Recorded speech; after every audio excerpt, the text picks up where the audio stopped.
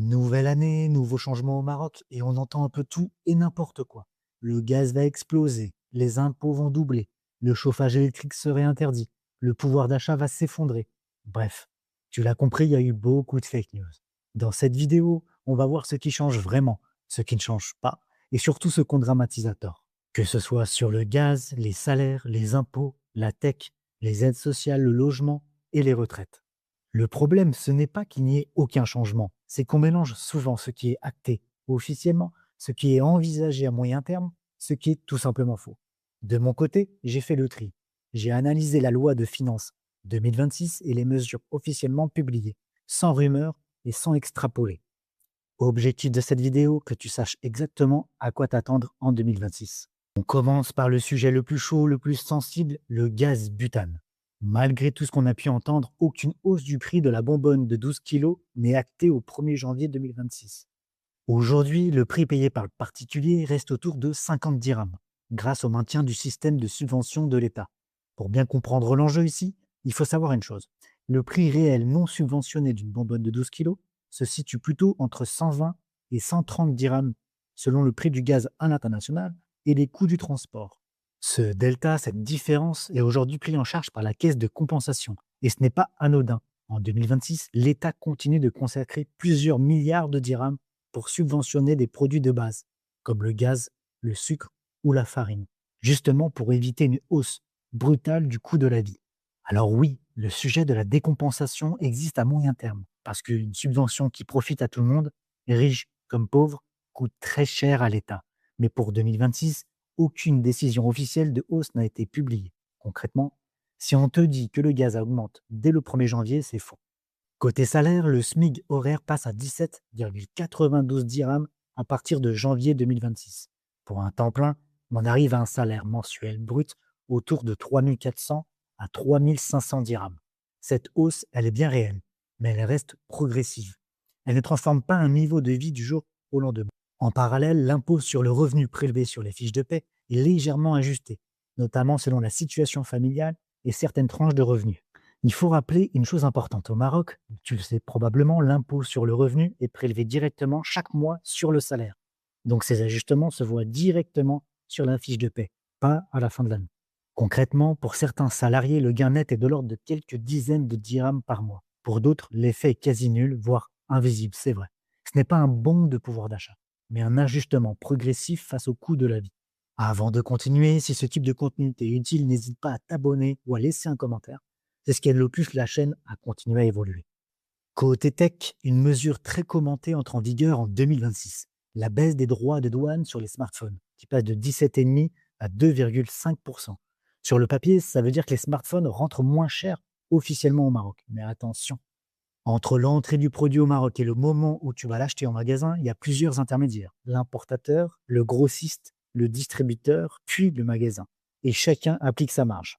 Donc oui, la taxe baisse fortement à l'importation. Maintenant, ça ne veut pas dire automatiquement une baisse immédiate des prix en magasin. Autre point important, les stocks actuels ont été importés avec l'ancien taux de l'année précédente. La baisse ne sera ni immédiate ni uniforme. L'objectif principal de cette mesure est simple, réduire l'écart de prix entre le marché officiel et le marché illégal. Les effets se verront progressivement au cours de l'année, pas du jour au lendemain. Sur le panier alimentaire, il y a aussi des mesures très concrètes en 2026, même si elles font moins de bruit et le buzz que le gaz ou les salaires. L'objectif est simple, éviter les flambées des prix sur les produits de base. Concrètement, la loi de finances 2026 prévoit la suppression de la TVA à l'importation sur certains produits alimentaires non cuits et non farcis, et la suppression des droits de douane et la TVA sur l'importation de certains animaux vivants destinés à la viande rouge. Donc ici, on va parler des vaches, des bœufs, des taureaux, des chameaux ou encore des dromadaires, dans des quotas précis. L'idée n'est pas de faire baisser tous les prix vers le bas, l'idée est d'augmenter l'offre pour éviter que les prix ne s'envolent. À ça s'ajoute un facteur naturel. Avec les bonnes pluies enregistrées récemment au Royaume, on peut aussi espérer une baisse progressive sur certains produits agricoles, principalement les pommes de terre, les tomates, les oignons, les carottes et les courgettes. Ce sont des mesures ciblées discrètes, mais clairement pensées pour freiner la pression sur le panier alimentaire en 2026. Côté aide au logement, le dispositif continue en 2026, y compris pour les Marocains résidant à l'étranger qui souhaitent acheter au Maroc. Mais un point reste essentiel. Le logement aidé doit rester une résidence principale pendant une durée minimale de 5 ans, à compter de la date d'achat ou de la livraison s'il s'agit d'un logement neuf. Et pendant cette période, tu t'en doutes, pas de revente possible, pas de mise en location, pas d'Airbnb, pas de Booking, pas de location saisonnière, pas d'usage comme résidence secondaire. L'objectif est clair, éviter que l'aide au logement serve à faire de la spéculation ou à constituer un patrimoine locatif subventionné.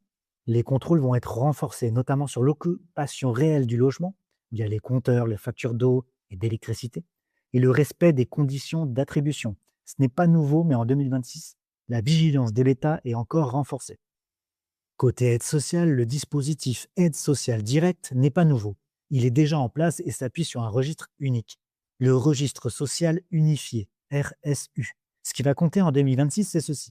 Les aides sont entièrement conditionnées aux informations enregistrées dans le RSU, que ce soit ta situation familiale, les revenus déclarés et le score social. Il n'y a pas de montant fixe pour tout le monde. Concrètement, si tu es éligible, l'aide est versée directement sur ton compte et elle varie selon ton profil. Mais attention, si tu n'es pas inscrit au RSU ou si tes informations ne sont pas à jour ou pas connues, tu peux passer à côté, même si tu pouvais y avoir droit.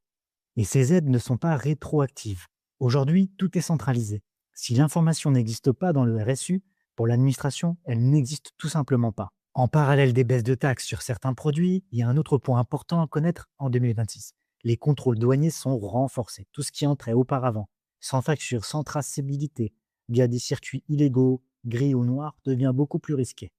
Concrètement, ça va se traduire avec plus de contrôles aux douanes, plus de suivi sur les importations et potentiellement plus de saisies. L'objectif est clair, ramener une partie du commerce vers le circuit officiel et réduire l'écart avec le marché gris. Donc oui, certaines taxes baissent, mais en contrepartie, le sans facture devient moins toléré. C'est une logique assez globale finalement. Moins de marché noir, plus de traçabilité et plus de recettes officielles dans les caisses du royaume.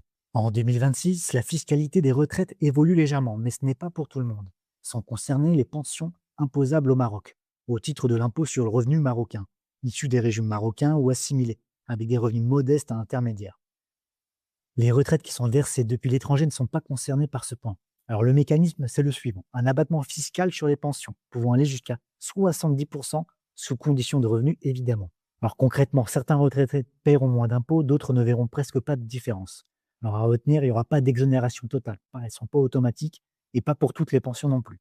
Là encore, le seul bon réflexe à avoir toujours, c'est de regarder son avis d'imposition réel, pas un chiffre qui est vu sur les réseaux sociaux. En résumé, 2026 n'est pas une année de rupture brutale. On est plutôt sur des ajustements progressifs, pas des mesures chocs, le maintien de produits subventionnés sur les sujets sensibles, des aides mieux ciblées basées sur la situation réelle déclarée et une logique de rationalisation pour éviter les trous dans la raquette et les abus. L'idée générale elle est simple, c'est moins d'effets d'annonce, plus de ciblage et plus de contrôle. Si cette vidéo t'a aidé à y voir plus clair, mets un like, abonne-toi et dis-moi en commentaire quelles mesures te concernent le plus en 2026. Prends soin de toi et prends soin des autres. Je te dis à très bientôt dans une prochaine vidéo.